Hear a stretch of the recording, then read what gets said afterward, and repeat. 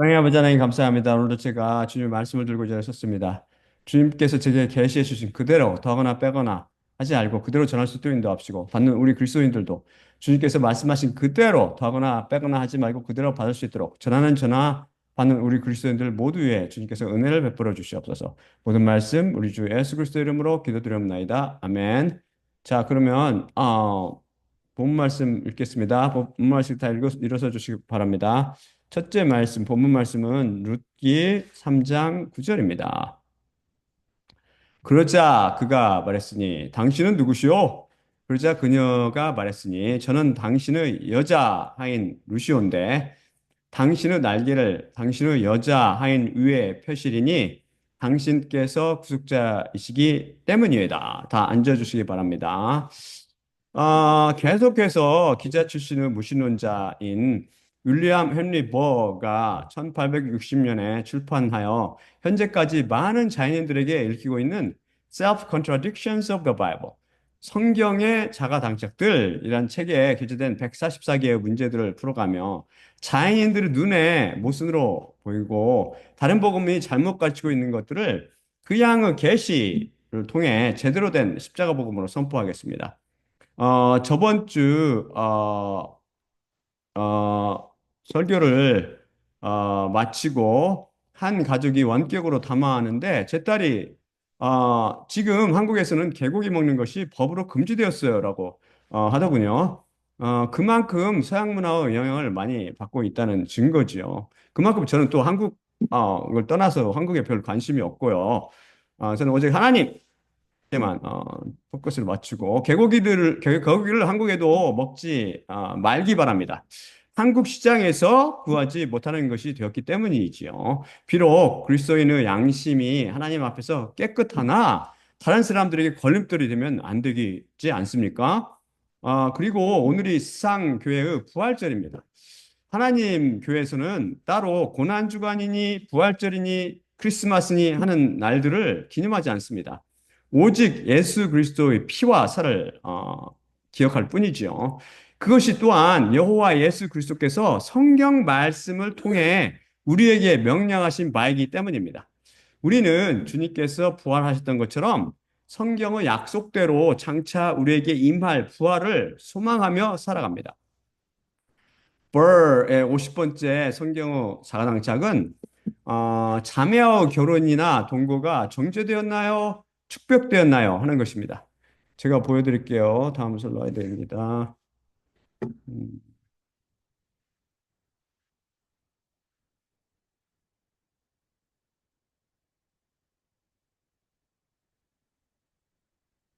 어, 처음 슬라이드는, 아니, 처음 말씀은 신명기 27장 22절입니다. 그의 자매, 곧 그의 아버지의 딸이나 그의 어머니의 딸과 함께 눕는 자는 저주를 받을 것이요. 모든 그 백성은 아멘이라 말할 것이라.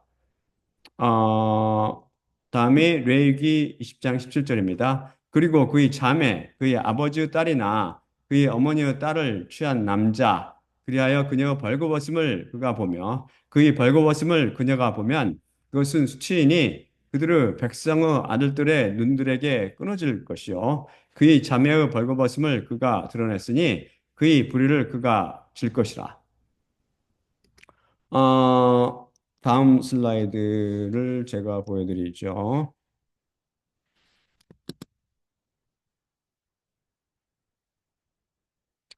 아브라함이 자매와 결혼했는데 하나님께서 그 결혼을 축하하셨다. 그리고 이 말씀은 창세기 20장 11에서 12절입니다. 그리고 아브라함이 말했으니 내가 말했기 때문인데 정녕 이 장소 안에 하나님의 두려움이 없으므로 내 아내의 일 때문에 그들이 나를 죽이리라. 그리고 또한 참으로 그녀는 내 자매, 내 아버지의 딸이요. 하지만 내 어머니의 딸은 아니어서 나에게 아내가 되었나이다. 그 다음이 창세기 17장 16절. 그리고 그녀를 내가 축복할 것이요. 또한 그녀로부터 너에게 아들을 내가 줄 것이며, 그녀를 내가 축복할 것이요.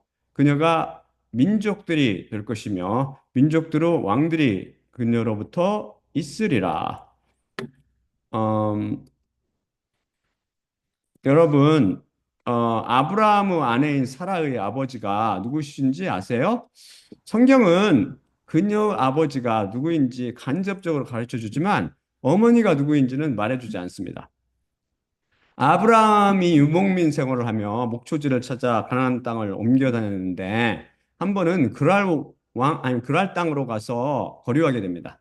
그것은 그랄 왕인 아비멜렉이 다스린 땅이었는데 사람들이 사라의 미모로 인해 아브라함 자신을 죽이고 그녀를 취할까 봐 사라가 그의 아내가 아니고 자매라고 속이며 지냅니다.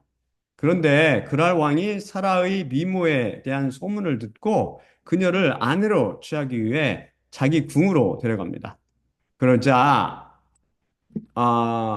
그 밤에 하나님께서 아비멜렉의 꿈에 나타나셔서 남편 있는 여자 사라를 취하려 한 연유로 인해 아비멜렉이 죽을 것이라고 말씀하십니다. 그러자 아비멜렉은 그녀가 아브라함의 아내라는 사실을 전혀 몰랐으며 자신은 온전한 마음과 깨끗한 손으로 그 일을 행했다고 자신을 변호하지요. 그러자 하나님께서 그가 사라를 돌려보내면 예언자인 아브라함이 그를 위해 기도할 것이며 그가 살 것이나 그렇지 않으면 그와 그의 모든 것이 다 반드시 죽을 것이라고 말씀하십니다. 화들짝 놀란 아비멜렉이 아침 일찍 일어나 이 꿈을 신하들에게 들려주니 그 이야기를 듣고 모두 심히 두려워하게 됩니다.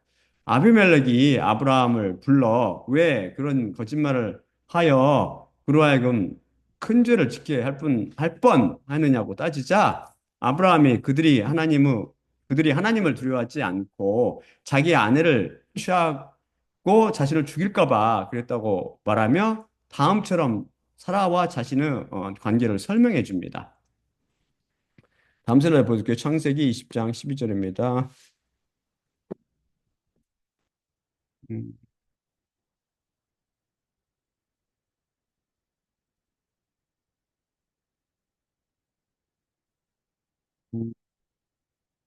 20절 12절입니다. 그리고 또한 참으로 나의 자매로 그녀는 나의 아버지의 딸이요. 하지만 나의 어머니의 딸은 아닌데 나에게 그녀가 아내가 되었나이다. 아, 음, 이 증언을 통해 사라는 아브라함의 이복 누임을 알 수 있습니다. 아브라함과 사라의 아버지는 모두 데라로 갔고 어머니는 아브라함의 어머니와 사라의 어머니가 다르지요. 아브라함의 어머니가 죽어서 데라가 전했는지 첩을 두었는지 알 수 없습니다. 어쨌든 아브라함이 자신의 이복 누이와 결혼한 것은 신명기 17장 22절에 따르면 저주를 받을 행위요. 레위기 20장 17절에 따르면 자신의 누이의 벌거벗음을 드러낸 죄를 져야 합니다. 그런데 그렇기는커녕 하나님께서는 아브라함을 아예 복을 주시는 게 아니라 복 자체로, 복 자체로 만들어 주십니다. 이것이 성경의 자가당착일까요? 저에게 감춰진 성경의 비밀들을 살펴볼까요? 첫째, 아브라함은 율법이 오기 훨씬 전에 살았던 사람입니다. 파우스티치, 제가 여러 번 말씀드렸죠. 얘는 천체와 행성의 운동을 바탕으로 컴퓨터 소프트웨어를 개발하여 아브라함을 하나님께서 부르신 연도와 출애굽의 정확한 시간을 계산해냈습니다. 성경 자체가 가지고 있는 시계를 근거로 파워스티치가 계산한 아니면 파워스틱이라고 발음을 해야 됩니다. 파워스틱이 계산한 바에 따르면 하나님께서 아브라함을 부르신 것은 기원전 2000년, 즉 천지 창조 후 1500년이 지난 해였습니다. 그리고 출애굽은 아빕월 15일 밤, 곧 기원전 1461년 3월 21일에 일어났는데 이것은 우리가 쓰는 그레고리안역에 따른 것이고 줄리안 캘린더에 따르면 기원전 1460년 4월 9일에 일어났습니다. 그리고 이스라엘 백성이 출애굽하여 3개월이 되던 날 시내 광야에 이르게 되었는데 그 이후에 율법, 곧 시내산 언약을 주십니다. 따라서 아브라함은 율법이 오기 500년 이상 전 즉 신명기 27장 22절과 레위기 20장 17절 등의 계명이 주어지기 훨씬 전에 사라와 결혼했습니다. 율법이 오기 전 그가 자기 아버지의 딸과 결혼한 죄를 범한 것에 대해 성경은 뭐라고 증언할까요? 로마서 5장 10에 14절입니다. 제가 읽어드릴게요.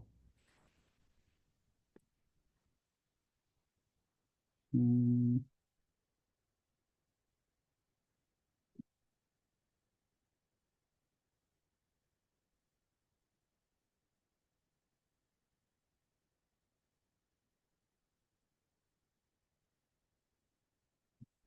그,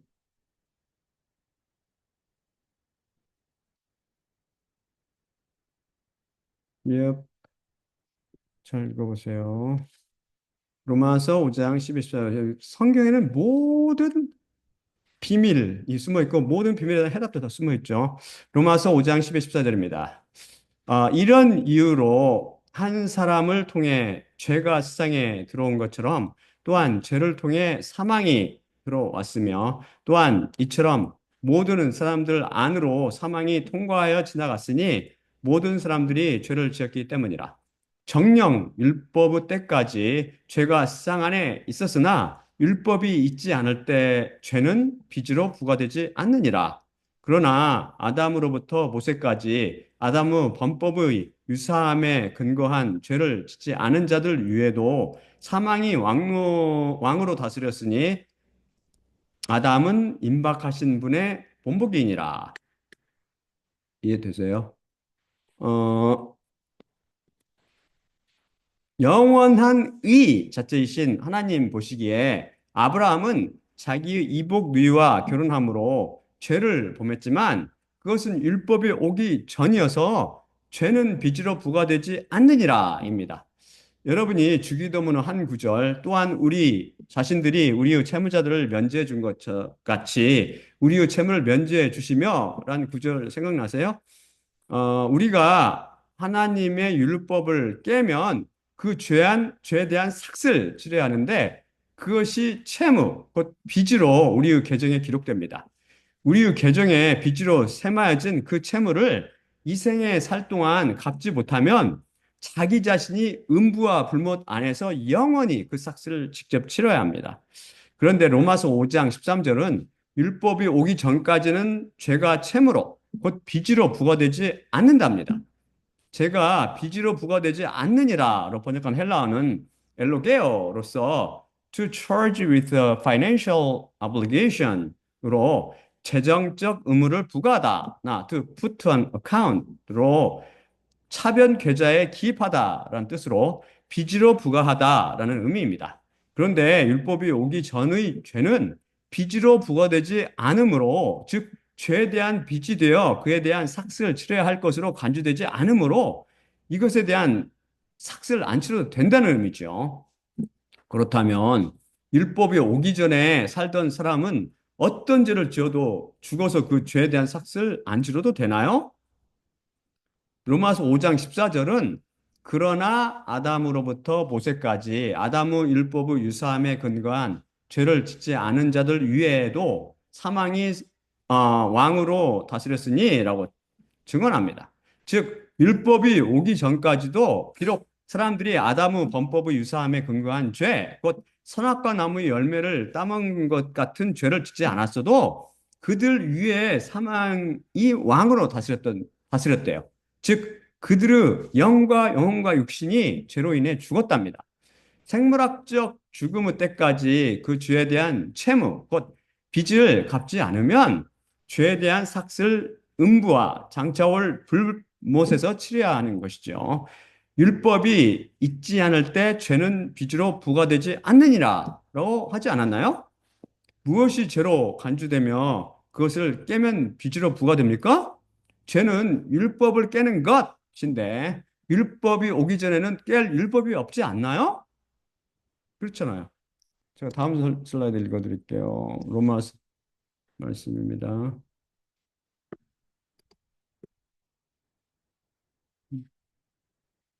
로마서 2장 14, 15절이죠. 정령 율법을 갖고 있지 않은 민족들이 본성에 의해 율법의 것들을 행할 때 율법을 갖고 있지 않은 이들은 그 자신들에게 율법이니 그들의 양심이 증언함으로 뒷받침하는 증거를 제시하고 서로 각각 사이에서 생각들이 고소하거나 또한 변호하면서 그들은 그들의 마음들 안에 쓰여 있는 율법의 행위를 스스로 나타내 보여주니라. 어,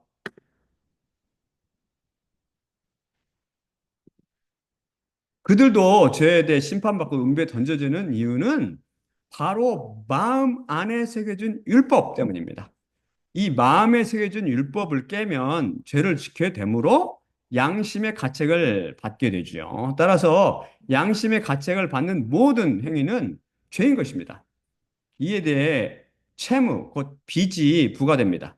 따라서 그 빚을 갚지 못하면 죽어서 갚아야 하는 것이죠. 최후 심판 때 자신의 양심이 그 증인으로 증언하게 될 것입니다. 결국 율법이 없는 이방인들이나 율법이 이전에 살던 아브라함 등 하나님의 백성들도 모두 율법, 곧 마음에 기록된 율법 아래 놓이게 되며 이에 따라 심판받습니다. 그런데 아브라함의 시대 근친 결혼, 즉 자신의 이복 누이나 사촌과 결혼하는 것은 양심의 가책을 받는 행위가 아니었습니다.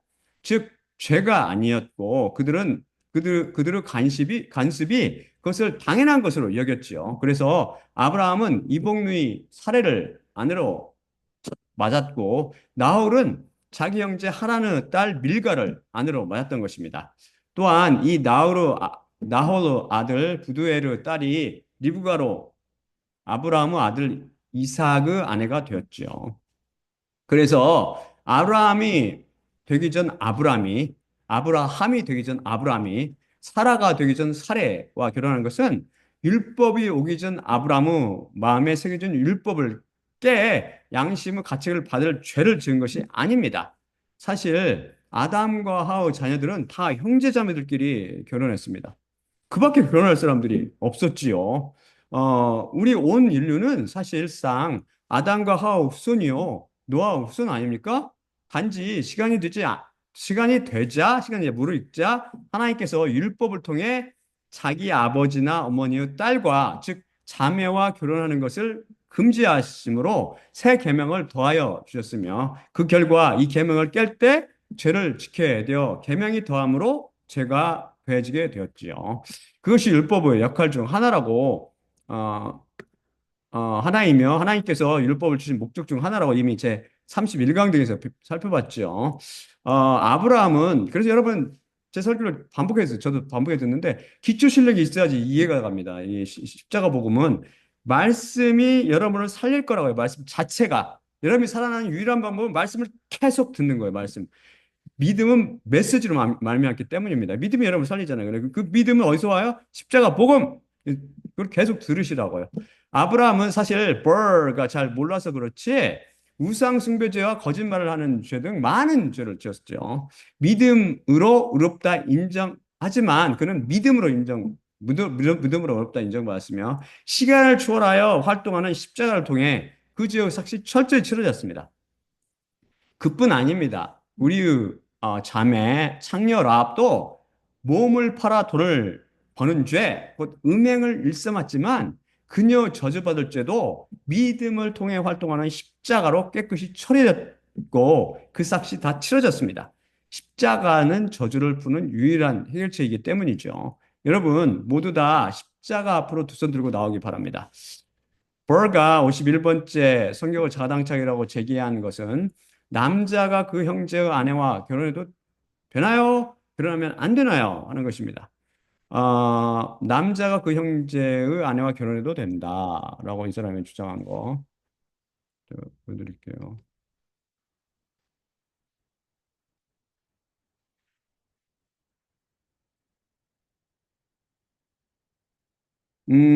신명기 25장 5에서 6절입니다.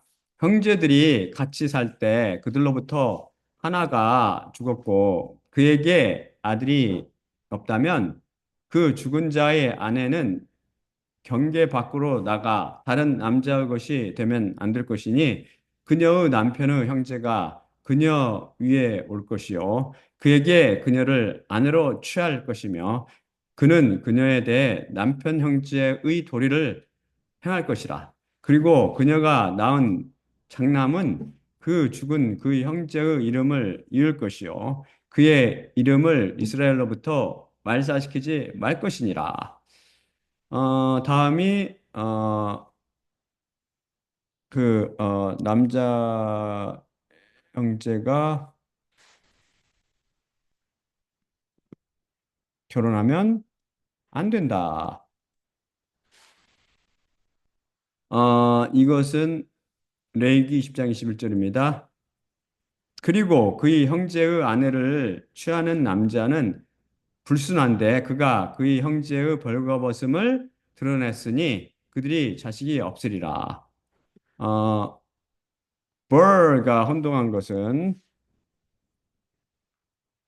뭐가 혼동한 이유는 하나님의 말씀 한 구절 한 구절을 진리로 받아들이며 심각하게 취급하지 않았기 때문입니다. 남자가 그 형제 아내와 결혼하는 것은 분명히 죄입니다.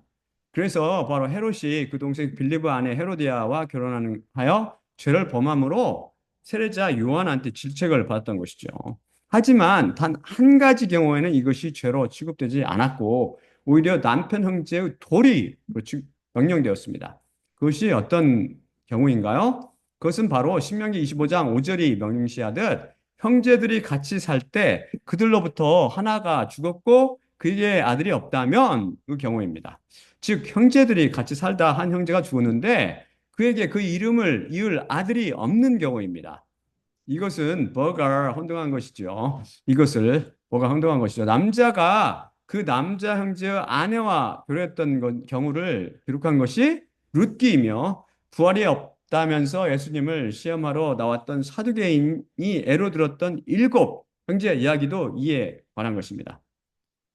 여러분이 잘 알듯 성경 말씀은 십자가에 달신 여호와 하나님, 곧 예수 그리스도에 대한 증언입니다. 사실 이렇듯 남자가 자식 없이 죽은 남자 형제의 아내와 결혼한 것은 예수 그리스도께서 교회를 구속하는 것을 비유하고 있습니다. 룻기도 예수 그리스도와 십자가에 대한 증언이라고 제2강에서 배웠죠. 유다 베들레헴 사람들인 엘리멜렉과 나오미 는 유다의 양식 문제를 유다에 발생한 그 기근, 양식 문제를 해결하기 위해서 두 아들, 말론과 기론을 데리고 모압 지방에 가서 살게 됩니다. 거기서 엘리멜렉이 죽고 두 아들은 모압 여자들인 오르바와 룻을 아내로 맞이하게 됩니다. 그런데 두 아들들도 거기서 죽게 됩니다. 한편 유다의 양식이 풍족해졌다는 소식을 듣고 나오미는 다시 유다 베들레헴으로 돌아가려고 할 때 며느리들에게 그들의 고향인 모압 땅에 남아서 새 남편을 맞아 살라고 종용합니다. 이에 오르바는 모압에 남고 룻은 장차 다시 결혼할 소망이 전혀 없는데도 여호와 하나님을 섬기며 시어머니인 나오미를 모시러 그녀를 따라 나섭니다. 이에 룻을 궁히 여긴 나오미는 남편의 먼 친척이 되는 나이든 세력가 보아스를 통해 엘리멜렉의 이름을 잊게 하려고 그의 밭에서 일하던 룻에게 어떻게 행하여 그에게 접근할지를 가르쳐 줍니다. 시어머니의 명을 받고 밭에서 이불을 덮고 자던 보아스 곁에 몰래 들어가 눕게 되는데 보아스는 이를 모르고 자다가 한밤중에 문득 깨어 보니 어떤 여자가 자기 옆에 자는 것을 보고 소스라치게 놀라게 됩니다. 룻기 3장 9절입니다. 어, 오늘 내가 이거를 쉐어를 해야 되는데 쉐어를 안 하지 않았는지 모르겠네요. 저번 슬라이드. 제 말씀을 잘 들으십시오. 룻기 3장 9절입니다. 어, 그러자 그가 말했으니 당신은 누구시오?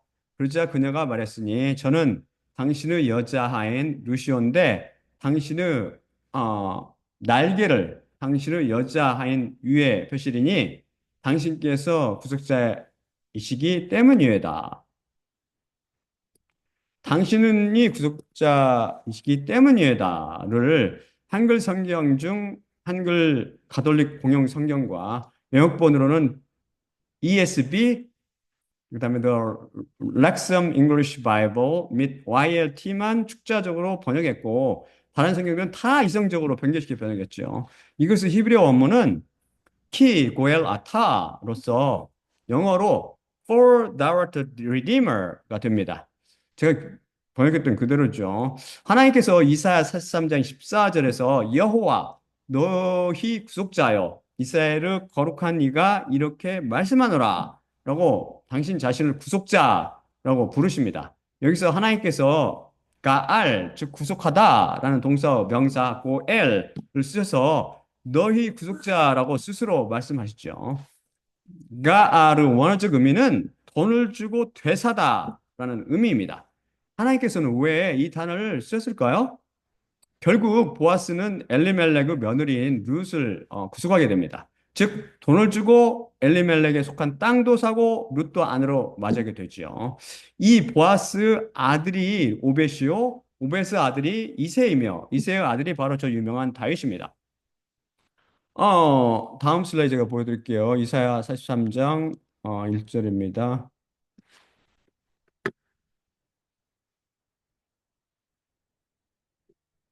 슬라이드 몇 개를 쉐어 안 한 것 같아요.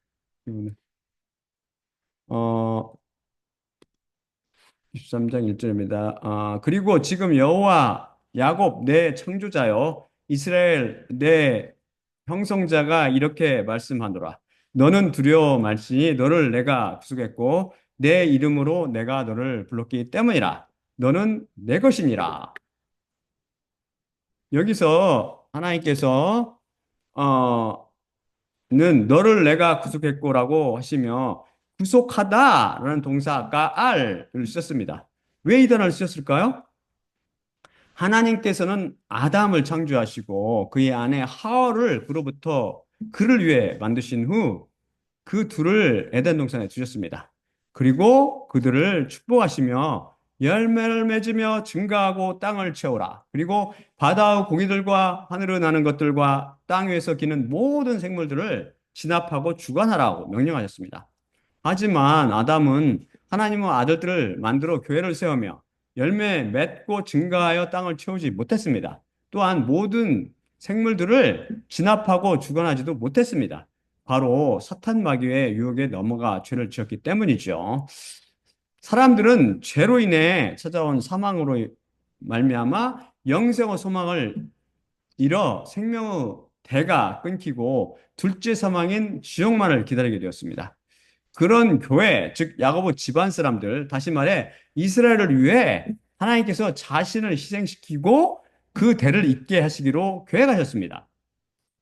신명기 말씀을 통해 명령하셨듯이 아담의 아내 하와 곧 교회를 구속하시며 아담의 이름을 잇게 하기 위해 아담과 같은 형상을 입고 아담의 형제가 되기를로 작정하셨습니다. 그래서 방금 전 로마서 5장 14절에서 읽었듯이 아담을 임박하신 분의 본보기라고 말씀이 증언하는 것입니다. 그래서 예수님께서 아담의 이름으로 오셔서 마지막 아담이 되셨고, 예수님의 별명이 마지막 아담이잖아요. 마지막 아담이 되셨고 사람의 아들이라고 자신을 일컬으셨습니다. 즉 원래 에덴 동산을 창설하셨을 때 계획하셨듯이 창조하신 사람의 아들들이 열매를 맺으며 증가하고 땅을 채우게 하시려 자신이 사람이 되셨으며 그 피의 값으로 죄로 팔렸던 이스라엘 곧 교회를 되사십니다. 그리고 예수님과 하와로 예표되는 교회와의 사이에 태어난 장남 곧 그리스도인들은 다 죽은 그의 형제의 이름 곧 아담의 이름을 잊게 됩니다. 그래서 우리가 또한 다 아담, 그 사람들인 것이죠. 그리고 거기서 그치지 않으시고 그리스도 예수께서 자신의 피로 에덴 동산을 사셔서 이 땅 위가 아닌 하늘뜨로 왕국을 창설하시고 우리를 장차 사람의 신분에서 하나님의 아들들의 형상, 곧 하나님의 형상을 물려받도록 영생과 하늘뜨로 왕국을 유업으로 주셨습니다. 또한 장차 바다의 고기들과 하늘을 나는 것들과 땅 위에 기는 모든 생물들을 포함한 피조물을 진압하고 주관하게 하실 것입니다. 성경은 예수님께서 자신의 핏값으로 교회를 샀다고 말씀합니다. 핏값으로 가알, 구속하신 것입니다. 결국 룻은 바로 교회를 비유하며 룻이 구속자라고 불렀던 보아스는 바로 예수 그리스도를 비유하고 있음을 알 수 있습니다. 이렇듯 성경은 철저히 십자가에 못 박히신 하나님 예수 그리스도에 대한 증언이며 그분과 그분의 아내 교회에 대한 러브 스토리입니다. 버가 52번째로 제기한 성경의 자가당착은 신족에 대한 미움을 명령하셨나요? 아니면 정죄하셨나요?에 관한 것입니다. 다음 슬라이드를 제가 보여드릴게요.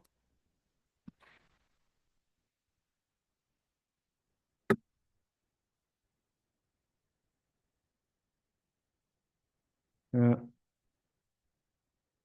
그에 대한 미움을 명령하셨다. 누가복음 14장 26에서 27절입니다. 만일 어떤 이가 나한테 오고 있는데 자신의 아버지와 어머니와 여자와 아이들과 형제들과 자매들과 또한 자신의 영혼까지 아직 묘하지 않고 있다면 나의 제자가 그는 되지 못하느니라. 누구든지 자신의 십자가를 지고 나의 뒤를 오고 있지 않다면 나의 제자가 그는 되지 못하리라. 다음은 친족에 대한 미움을 정죄하셨다.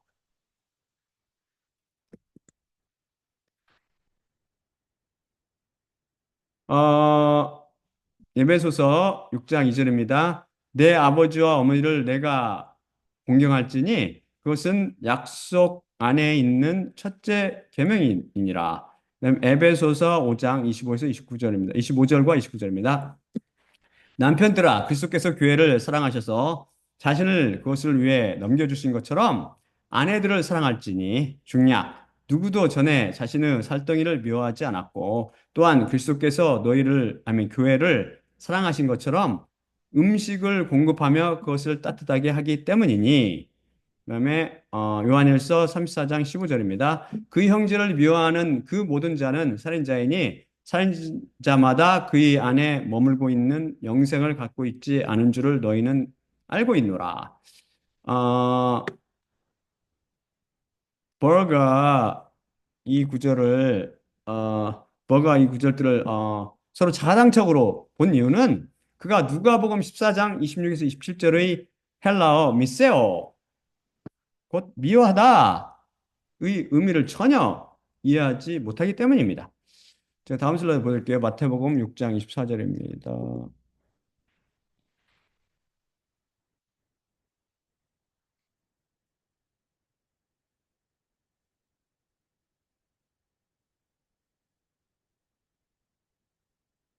아무도 두 주인에게 노예로 섬길 수 없나니 혹 하나를 그가 미워하고 다른 이를 그가 사랑할 것이요 혹 하나를 그가 단단히 붙잡고 다른 이를 그가 경멸할 것이기 때문이라. 하나님과 재물에게 동시에 너희가 노예로 섬길 수 없느니라. 어, 여기서 예수님께서 미워하다 란 미워하는 감정을 가지고 싫어한다라는 의미가 아니라 경멸하다 혹은 중요하게 여기지 않다 혹은 단단히 붙잡지 않다라는 의미로 쓰셨습니다. 다음 슬라이드 보여드릴게요. 에스겔서 말씀이죠. 음,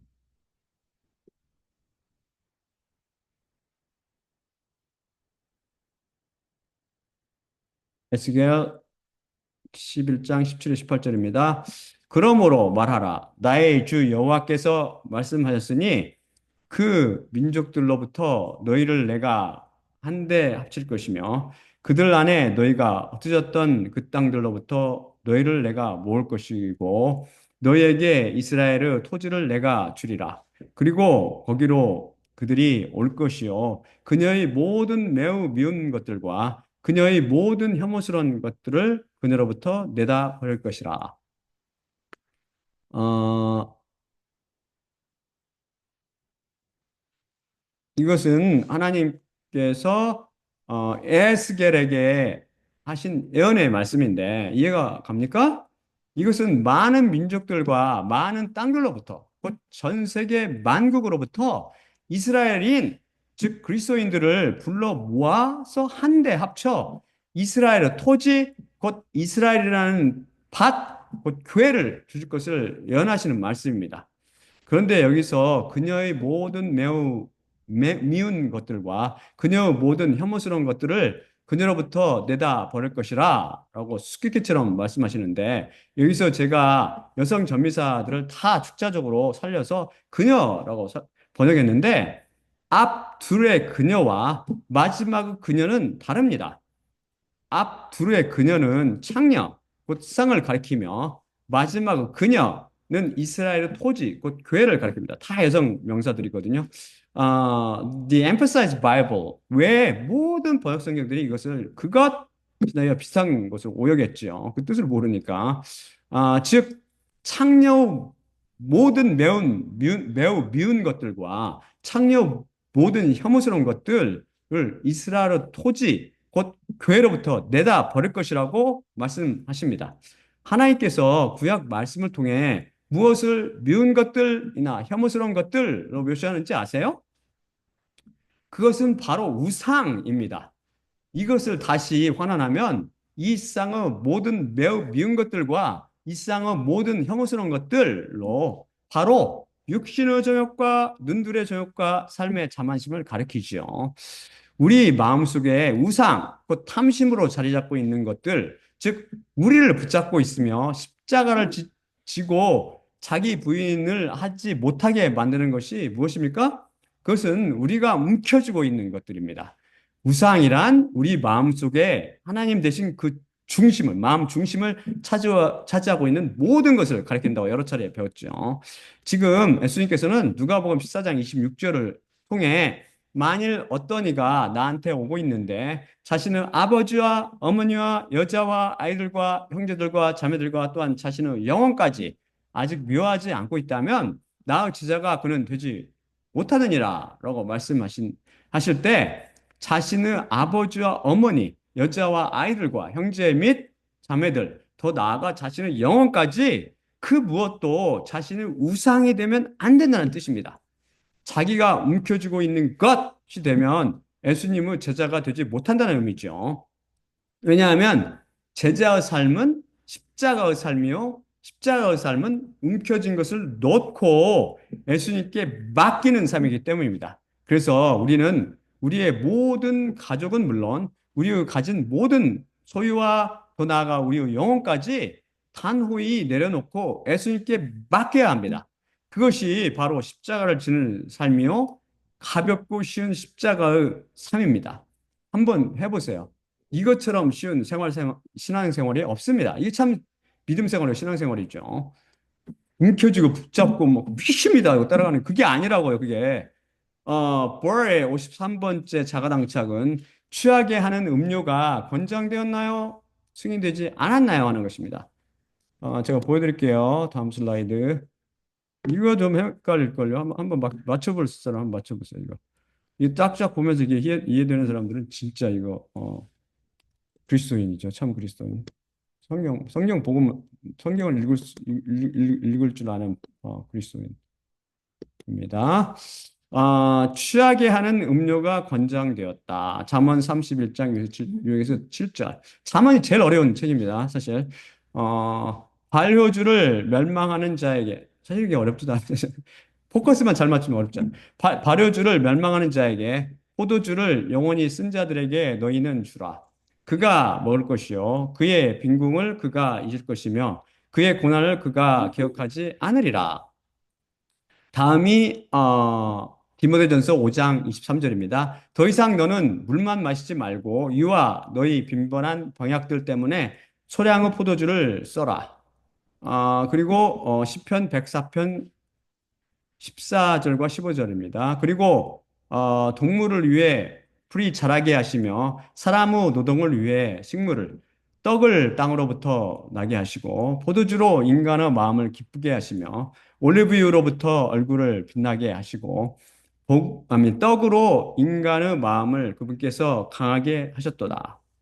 다음은 취하게 하는 음료가 승인되지 않았다라는 건데, 잠언 21장 1절입니다. 그 포도주는 비웃는 자요, 발효주는 소음을 만드는 자라. 그래서 그 안에 빗나간 모든 자가 지혜롭지 못하느니라. 그리고 다음이 잠언 23장 31에서 32절입니다. 그것이 빨갛게 불타오를 때 포도주를 너는 쏟아보지 말 것이니 그것이 부대 안에서 그의 모습을 보여줄 것이요. 그것이 부드럽게 내려갈 것이기 때문이라.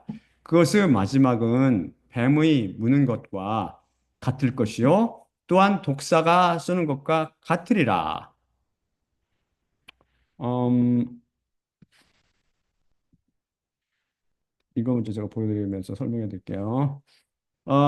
자인 버가 가장 어려운 잠언 말씀들을 들먹이며 성경의 자가당착 운은 거론한 것은 정말 커다란 실수입니다. 다른 복음을 전하는 그 누구도 이들 말씀을 절대 해석하지 못하겠지만 십자가 복음에 익숙한 그리스도인들은 어렵지 않게 풀 수 있습니다. 여기서 반려주와 포도주 중 둘은 바로 창녀 포도주를 비유하고 있으며 포도주 중 둘은 새 포도주, 곧 예수 그리스도 피를 통해 살포되는 십자가 복음을 비유하고 있습니다. 그래서 잠언 31장 6에서 7절은 창녀 포도주를 곧 다른 복음을 멸망하는 자에게 또한 영혼이 쓴 자, 곧 하나님께 대해 쓴 뿌리가 있는 자들에게 주라는 것입니다. 그러면 다른 복음이 거짓으로 전하는 메시지에 속아서 자기 영혼이 하나님 앞에서 얼마나 빈궁한지, 자기가 얼마나 헛되게 수고하는지를 잊게 됩니다. 창녀 마법에 홀리는 것이죠. 그리고 디모데전서 5장과 시편의 104편의 말씀은 예수님의 피에 담가져 있는 말씀인 세포도주로 비유되는 십자가 복음이 죄로 인해 병약해진 사람을 낫게 하며 마음의 기쁨을 준다는 것입니다. 또한 여기서 시편 104편에서 떡은 예수님의 말씀을, 올리브유는 성령님을 비유합니다. 이런 비유를 모르면 도대체 이해가 안 가지요. 다음 걸 제가 또 설명해 드릴게요. 이 말씀이죠. 잠언 21장과 23장의 포도주와 발효주는 모두 창녀 포도주를 비유하고 있습니다. 저는 이제 축자적으로 번역해서 발효주라고 했지만 모든 번역 성경들이 이걸 그냥 독주는 이런 식으로 번역했다고 제가 잘못 번역했다고 가르쳐 드렸죠. 그러니까 발효주 나오면 여러분은 그건 다른 복음 창녀 포도주 이렇게 아시면 됩니다. 포도주 또 두 가지예요. 하나는 신포도주, 묵은 포도주, 자칭새 포도주. 이건 다 창녀의 포도주죠. 그것을 마신 자는 하나님 앞에서 겸손한 자가 아니라 행위로 구원을 얻으려 하며 십자가 복음을 비웃는 자가 되고 말만 많고 행위가 없는 시끄럽게 떠드는 자가 됩니다. 그들은 지혜롭지 못하여 하나님을 알지 못하며 결국은 창녀 포도주 곧 독사와 독액을 마신 결과로 사망의 무는 것과 쏘는 것을 맛보게 됩니다. 여러분은 잠언을 철저히 잘못 이해하고 있음을 알기 바랍니다. 그 속에서 세상의 지혜가 아니라 십자가 복음을 통해 예수 그리스도와 십자가를 발견하기 바랍니다. 어, 다음은 버가 54번째의 성경을 쏜 자가 당착으로 꼽은 것은 위에 있는 권세에게 항상 복종해야 하나요? 아니면 항상 복종할 필요는 없나요?에 관한 것입니다. 이것에 대해서는 이미 제 208강 등을 비롯해서 배웠습니다. 제 208강을 다시 들어보세요. 버가 55번째 자가 당착으로 간주한 것은 여자들의 권리가 부인되었느냐, 파견되었느냐에 관한 것입니다. 첫째가 여자들의 권리가 부인되었다. 제가 보여드릴게요.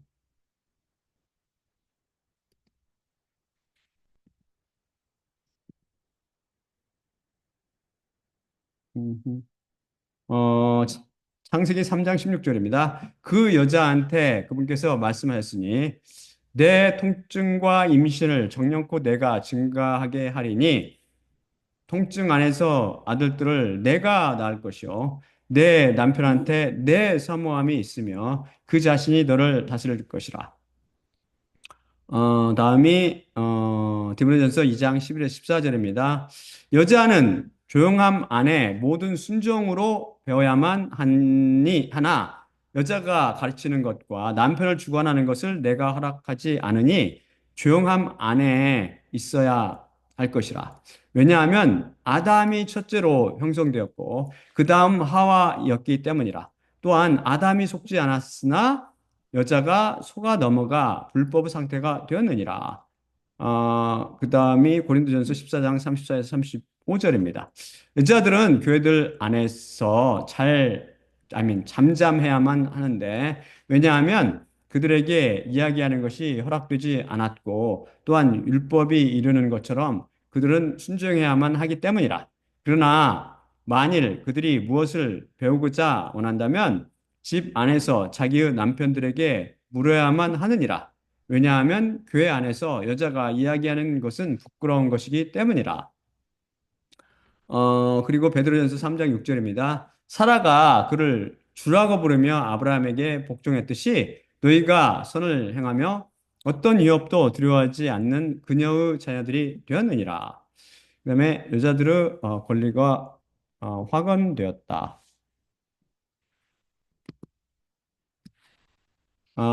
이것이 스사기 4장 14에서 15절입니다. 그리고 드보라 여자 예언자 라피도스 아내 저 시간 안에 그녀 자신이 이스라엘을 심판했더라. 중약 그러자 드보라가 바락에게 말했으니 일어나라. 이것이 여호와께서 이스라엘을 내 손 안에 주신 그 날이기 때문이라. 여호와께서 내 앞에서 나가시지 않느냐? 그러자 바락이 가볼산으로부터 내려갔고 그의 뒤에 남자 10,000명이 따랐더라.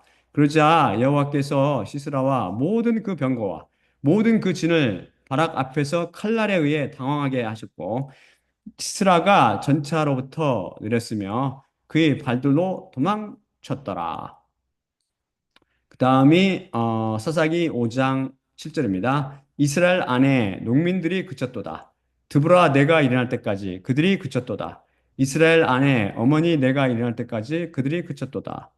다음이 사도행전 2장 18절입니다. 그리고 정녕 나의 노예들 위해 또한 나의 여자 노예들 위해 저 날들 안에 나의 영으로부터 내가 쏟아부을지니 그들이 예언하리라.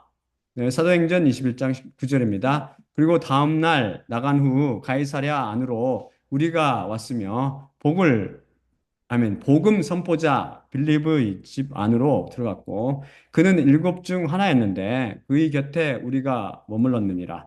그런데 이 자에게 연하는 처녀 딸 넷이 있었더라. 우리는 이미 제 210강 나실인을 통해 남자 머리는 그리스도요, 여자 머리는 남자라고 배웠으며, 그래서 이 세상을 살 때 남자가 여자보다 위에 있다고 했습니다. 그래서 여자가 교회 안에서 가르치는 것과 남편을 주관하는 것을 하나님께서 바로 입을 빌려 금하셨습니다. 그 이유는 아담이 첫째로 형성되었고, 그 다음 하와가 아담을 위해 창조되었기 때문입니다. 또한 아담이 속지 않았으나 하와가 마귀에게 속아 넘어가 불법의 상태, 곧 인류가 죄에 빠지게 되었기 때문입니다. 하나님께서 여자를 더 연약한 그릇으로 만드신 것이죠. 이것이 하나님께서 세우신 순서요, 질서입니다. 이 질서에 반역한 것이 바로 마귀 사탄이며 마귀의 인본주의요, 여건주의죠. 그래서 이 세상 교회 안에는 여자 목소리만 가득합니다. 그리고 시기와 질투와 분열과 모함과 거짓 소문이 교회를 채우죠. 하나님께서 세우신 순수와 질서에 반발하는 여권주의자들이 제기하는 것이 꼭 드보라 이야기입니다. 혹은 버가 그랬듯이 여자 예언자들을 예로 들지요. 봐봐, 남자들만 하냐? 여자들도 하잖아. 우리가 더 잘해. 안타깝게도 그들은 그 영적 의미를 전혀 모르지요. 드보라나 여자 예언자들은 남자 예언자들에 비해 그 숫자가 얼마나 됩니까? 지극히 드뭅니다. 그리고 하나님께서 드보라를 세워서 가나안 왕 야빈과 그의 왕실 장군인 시스라를 쳐서 패주시킨 것은 연약한 여자를 이용해서도 막강한 가나안 군대를 능히 물리칠 수 있다는 진리를 보여줍니다. 전능의 하나님을 보라는 것입니다.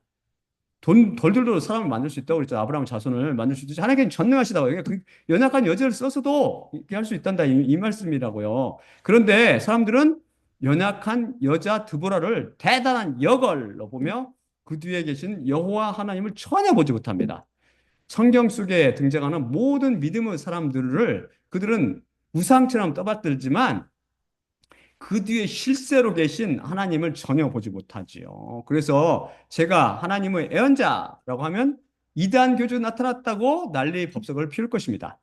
하나님의 예언자란 하나님의 말씀을 그대로 전하는 하나님의 노예를 뜻하며 여러분이 잘못 알고 있듯이 무슨 대단한 능력이나 인격이 있는 것이 아닙니다. 다른 그리스도인들과 차이가 있다면 받은 은혜와 믿음의 분량이 조금 달라 하나님의 말씀을 전하는 자로 선택받았다는 것 뿐이죠. 저를 이단으로 보지 마세요. 또한 사람을 보지 말고 그 뒤에서 아니 그 속에서 성령님으로 오셔서 활동하시는 예수님만 바라보기 바랍니다. 벌가 56번째 성경의 자가당착이라고 주장하는 것은 주인에게 순종하라 명령하셨나요? 하나님께만 순종하라고 하셨나요? 하는 것입니다. 이것도 제 54번째 문제처럼 이미 제 208강에서 8강을 비롯해서 배웠지만 왜 보가 혼동했는지 간단히 살펴보도록 하죠. 주인들에 대한 순종이 명령되었다. 제가 보여드릴게요. 음,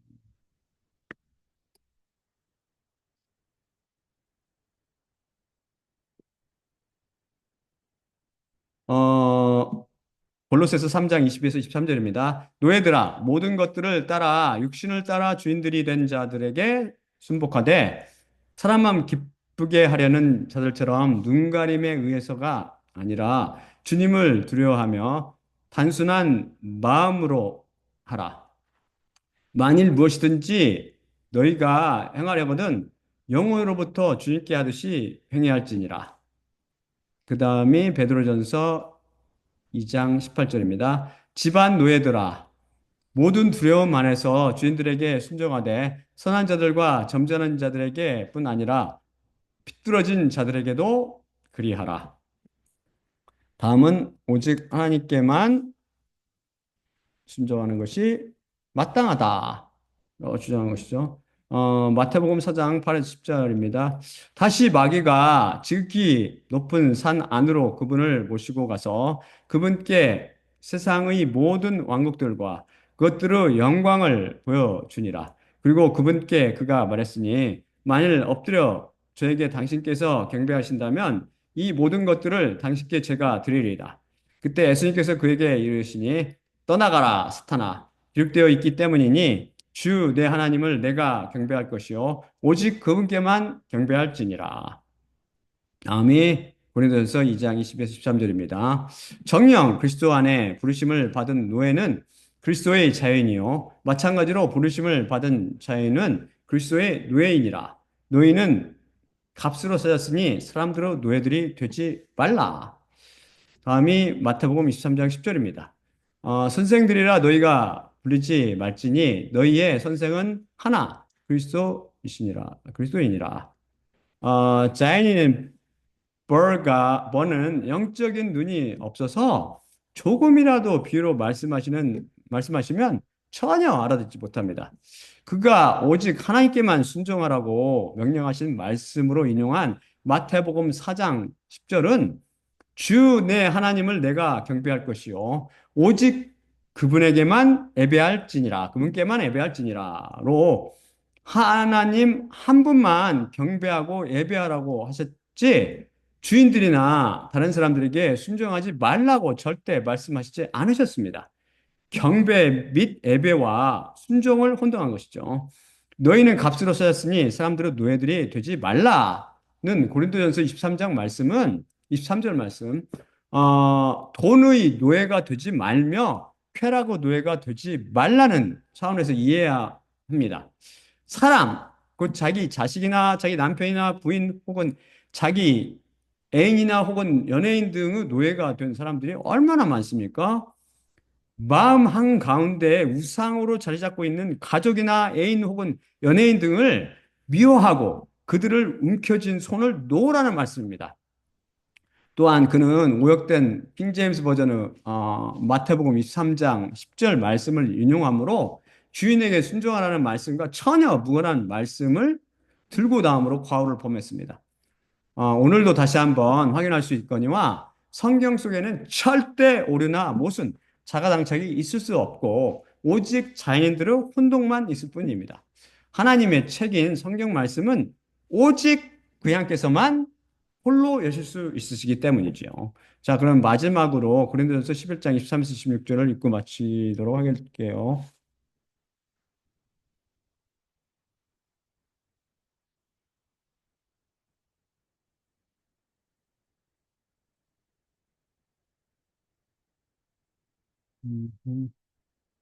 예.